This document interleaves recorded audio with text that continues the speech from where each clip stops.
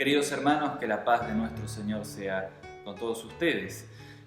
Han recibido el orden para hacer el culto en sus casas, en sus celulares también, junto con el link del video del sermón.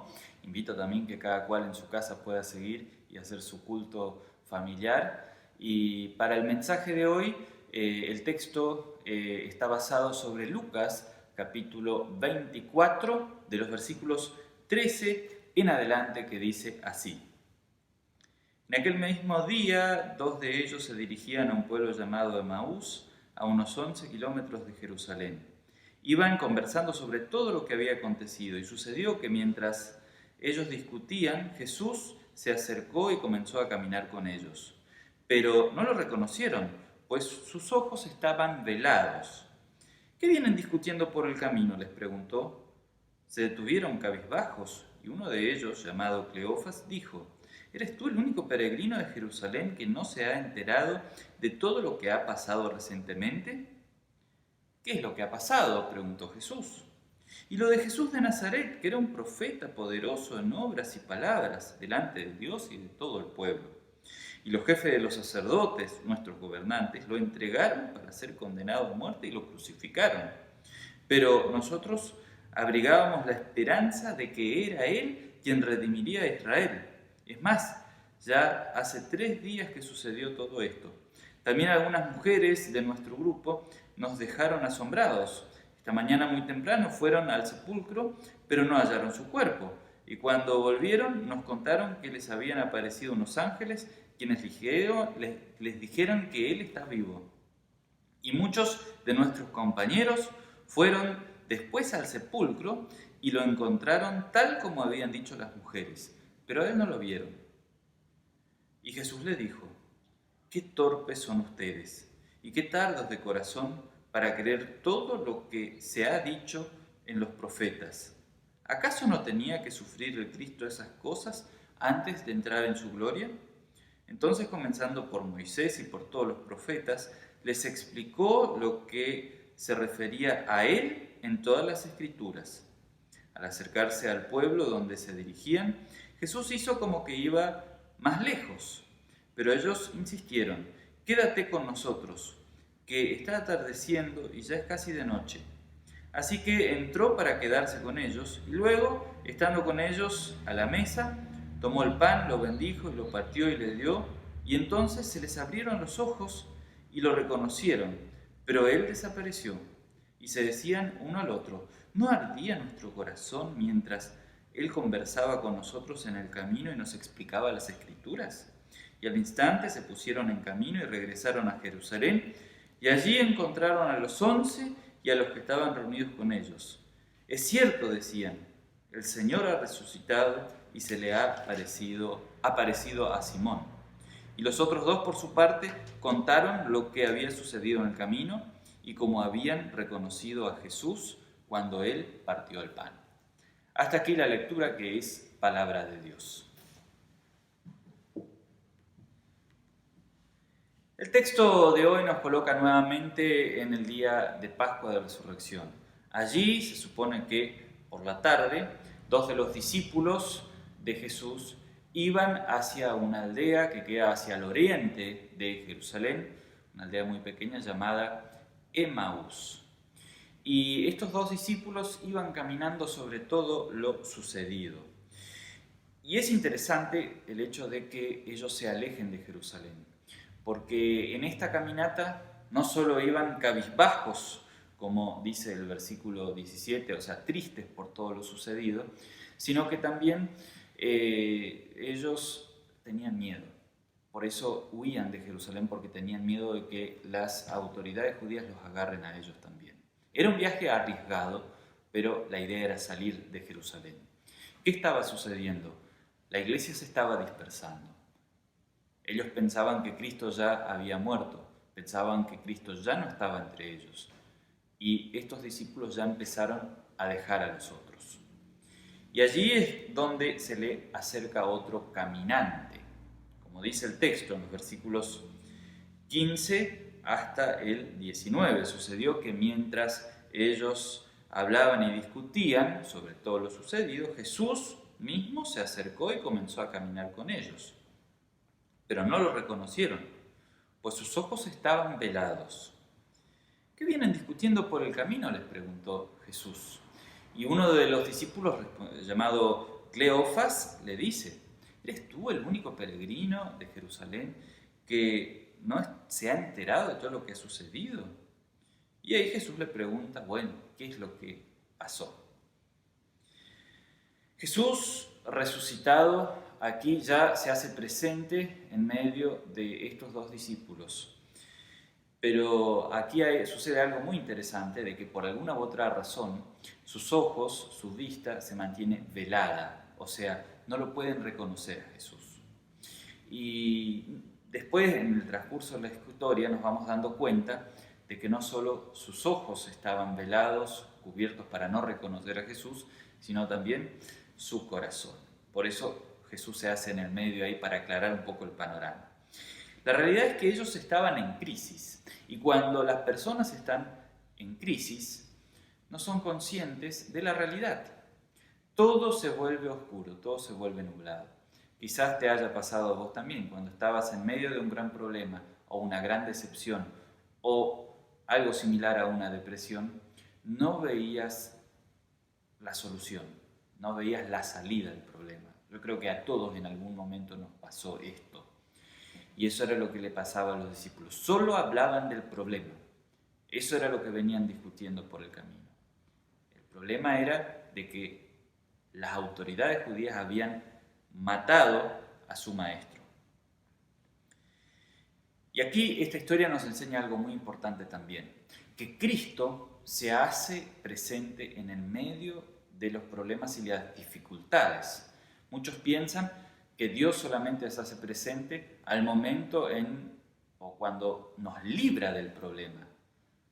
O Dios solamente interviene al momento de rescatarnos, pero no.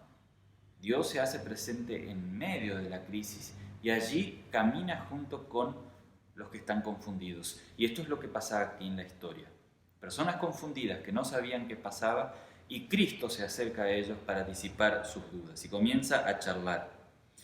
Y llama la atención las preguntas que hace Jesús aquí. 2 veces les pregunta, ¿pero qué ha pasado? ¿De qué vienen charlando? Jesús era Dios, lo sabía muy bien. Y después pregunta, no sé qué ha sucedido. ¿Qué ha sucedido? Cuéntenmelo. Y Jesús aquí busca que estas personas se desahoguen con Él. Busca que estos 2 discípulos le cuenten su problema, lo que le está pasando. Y esto es fundamental en una crisis, que aquel que sufre o aquel que padece pueda hablar, pueda alargar lo que tiene. Porque al hablar y al contar las cosas que pasan, eso también ayuda, por un lado, a aclarar el problema. Pero Jesús no solo quiere que ellos se desahoguen, sino que Jesús quiere también, y hizo esta pregunta, para que nosotros hoy sepamos, porque si Él no hubiese preguntado, nunca hubiésemos sabido de qué venían hablando estos discípulos. Pero Jesús preguntó para que todos nosotros sepamos cuál era la preocupación. Cristo nos conoce y sabe cuáles son nuestros miedos, nuestras angustias, nuestras crisis. La pregunta es, ¿a quién presentas tus angustias? ¿A quién le cuentas? Cuando uno va al libro de los Salmos, que es un libro precioso del Antiguo Testamento, vemos muchísimas veces cómo el salmista se desahoga con Dios. ¿Qué es lo que hacen los discípulos acá? Se desahogan, cuentan lo que les está pasando. Y Cristo les invita a eso. Y, como les decía, repetidas partes de la Escritura vemos testimonios de esto, en donde las personas se desahogan con Dios. Y con Dios debemos nosotros desahogarnos y contarle nuestros problemas y lo que nos pasa. Sin vergüenza, sin miedo a reproches. Y por eso, queridos hermanos, es fundamental que vayamos al lugar correcto con nuestras penas y nos desahoguemos al pie de la cruz con Cristo. Porque lo natural es que desahoguemos nuestras penas en el lugar equivocado. ¿Cuánta gente busca refugiarse en las adicciones en medio de sus problemas. Es notorio ahora, en este tiempo también de pandemia, han salido estudios que revelan de que la cantidad o la venta de alcohol ha aumentado impresionantemente. Es que la gente, cuando está angustiada, cuando tiene miedo, se refugia en las adicciones. Tengamos cuidado con estas cosas, pero también, hermanos, no busquemos refugiarnos en nosotros mismos y cerrarnos con un caparazón para demostrar ser fuertes por afuera, pero no contarle nuestros miedos y angustias a nadie. Dios nos invita a que a Él en oración y al pie de la cruz, al pie de Cristo con la fe, confesemos a Él nuestras angustias y nuestros miedos. Oigamos ahora la confesión o el desahogo de estos discípulos. Le dice, ¿no? Jesús les había preguntado anteriormente, ¿qué pasó ahí en Jerusalén? Y le responden, lo de Jesús de Nazaret, un profeta poderoso en obras y en palabras delante de Dios y delante de todo el pueblo. Y los jefes de los sacerdotes, nuestros gobernantes, lo entregaron a las autoridades y lo terminaron crucificando. Y nosotros teníamos la esperanza de que Él redimiera a Israel. Es más, hace 3 días que sucedió todo esto.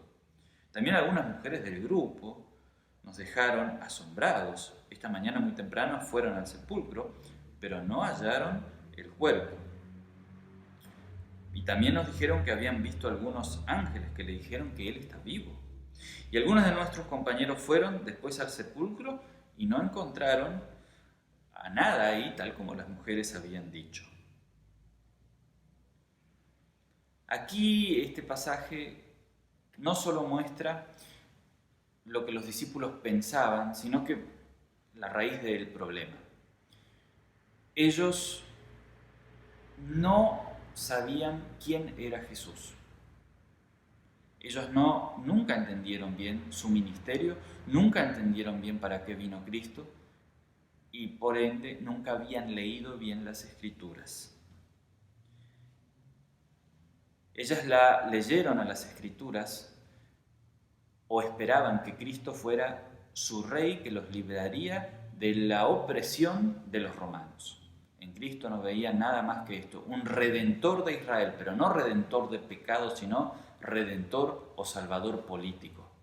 Alguien que los salve y le mejore su calidad de vida, porque estaban cansados de las opresiones que sufrían por los judíos. Ellos pensaban en una redención, en una salvación solamente de este mundo, no en la eterna. Y aquí es donde a continuación Cristo se detiene, siguen caminando, pero se detiene y le aclara los pensamientos. Le explica el verdadero significado de las Escrituras.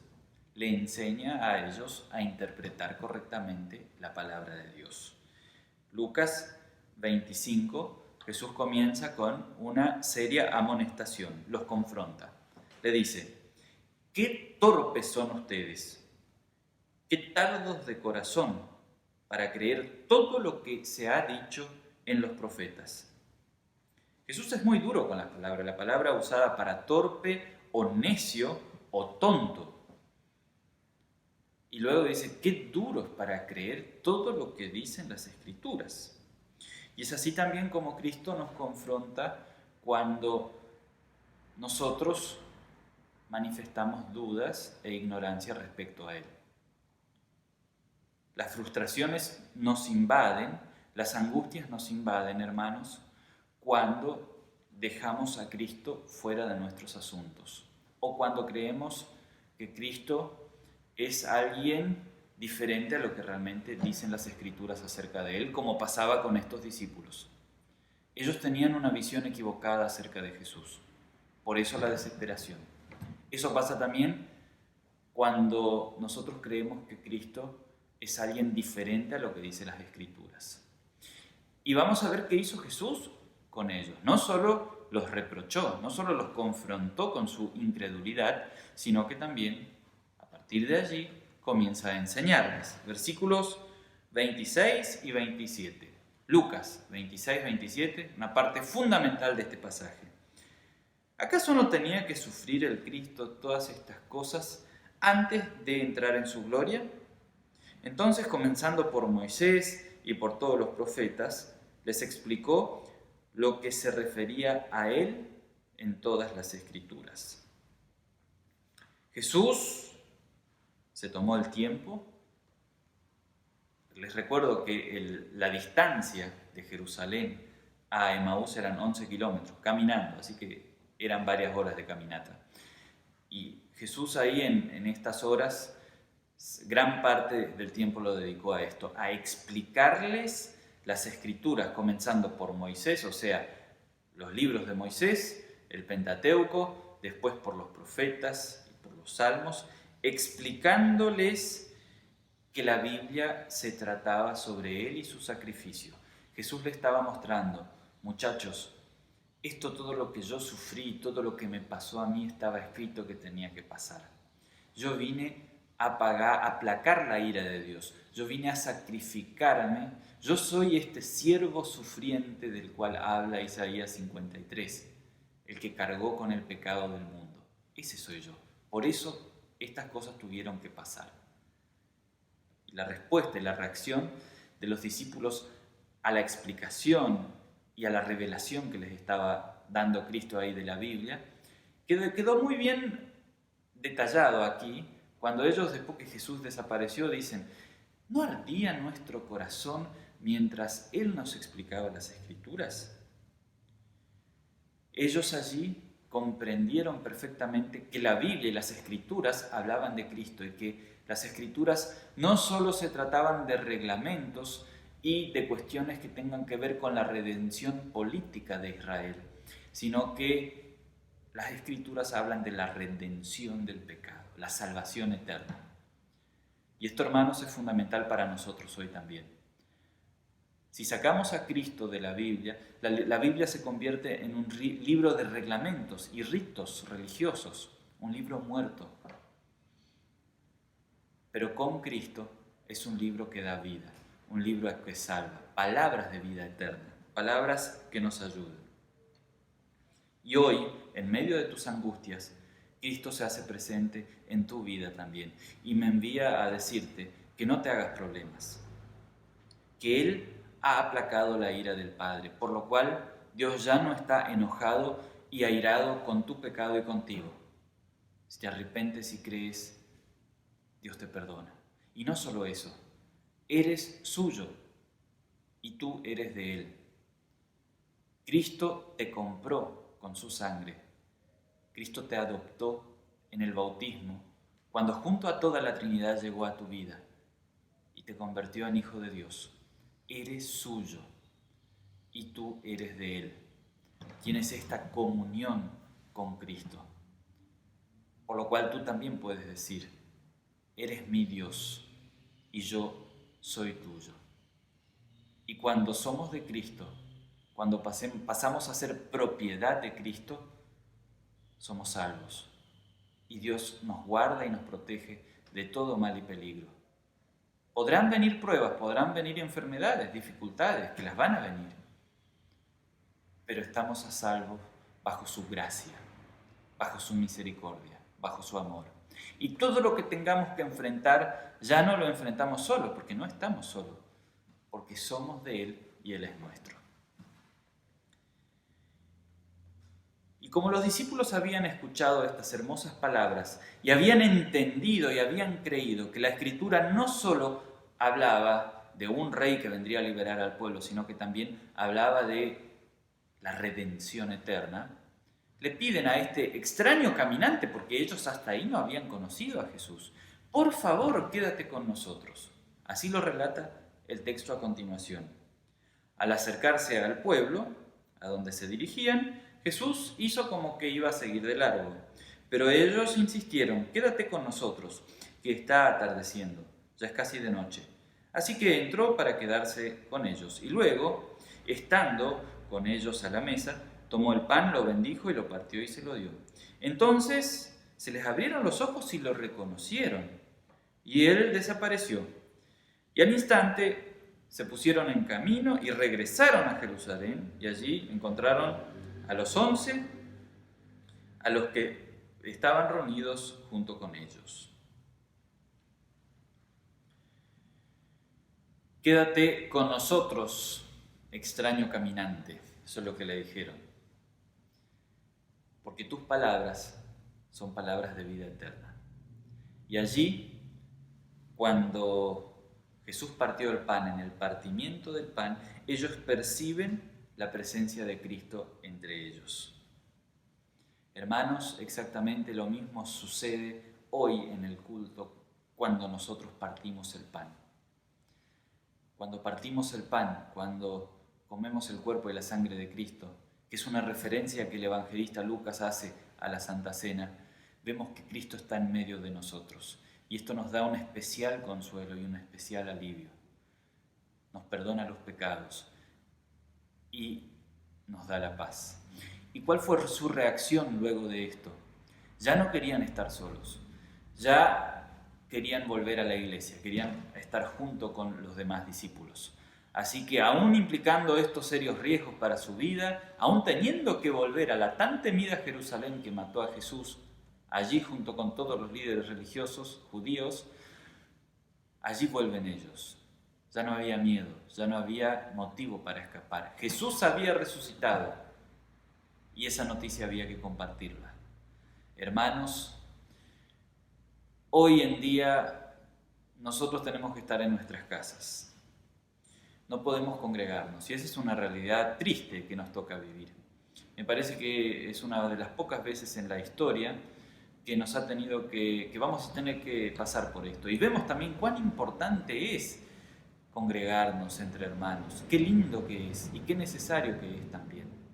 Para vernos, para saber cómo estamos, para orar juntos, para cantar juntos, para recibir juntos los dones de Dios.